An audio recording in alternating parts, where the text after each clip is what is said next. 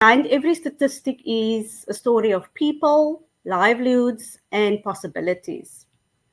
So, according to Statistics SA's quarterly labor force survey released earlier this year, South Africa's official unemployment rate sits at about 32.9%. And that was as at the first quarter of 2025. When we include discouraged work seekers, the expanded unemployment rate rises to 43%. That means that nearly half of working age South Africans are without formal jobs or stable income. But what's equally important is what's happening outside of the formal sector. Stats SA reports that as of 2023, about 1.9 million South Africans earn their income in the informal business sector. That's up from 1.5 million a decade ago. Your spouse or family member comes up to text to see if they're okay, because even that walk home is dangerous.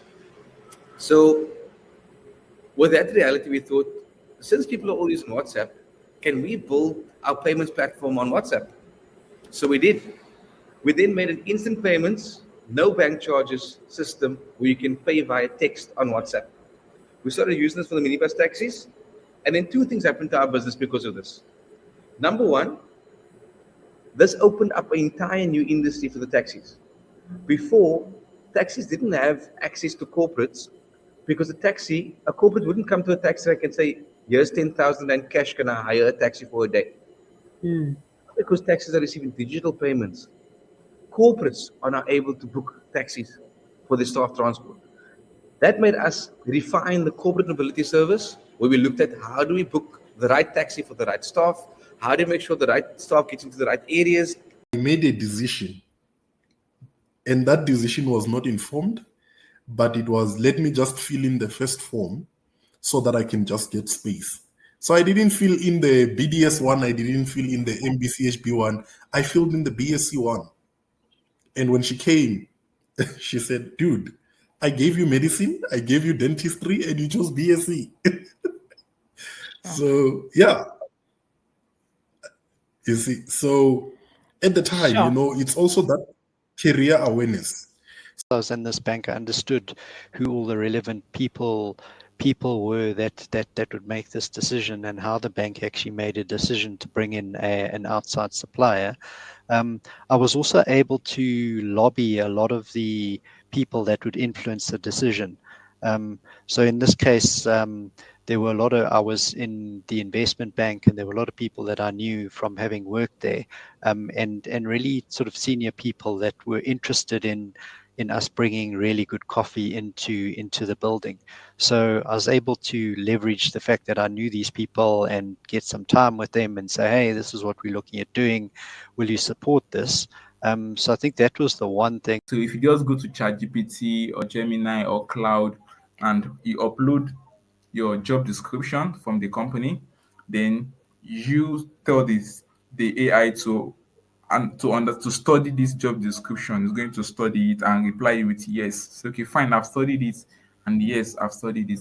Then you also upload your CV and tells the AI to update your CV to include the relevant keywords and the skills that are mentioned on the job description without lying. So you have to put it there without lying, right? Because if you don't put it there without lying, it's just going to add more skills. It's going to add more experiences, more certifications that you don't have. As much as those certifications are mentioned on the job description, it's going to fetch out what the company wants from the job description and include it in your updated CV. She believes in God and she believes in doing good. And her purpose, she says, her purpose is to assist others, to thrive. And when she completed matric, I honestly thought we have agreed that she was going to do a science and a business degree, because I was like, I want you to have a big business. And she was like, no. My purpose is to assist people, and I'm going to study psychology. Dear child, you want to study psychology? But anyway, and she was like, you know what, ma'am, the world is changing, AI is there, and probably there's going to be a lot of automation, hyper automation and everything.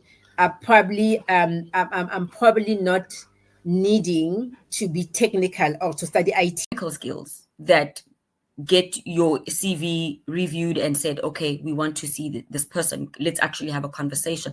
The soft skills are only introduced when you are officially starting the job. What is this? The job process, right? Only when you've been hired is when we get to see the soft skills, because it's very easy for you in an interview to talk about how you have the right attitude and you are adaptable, you can work under pressure, and all these things that we do to sell ourselves. So the first and foremost is that there are your technical skills that get you into the room.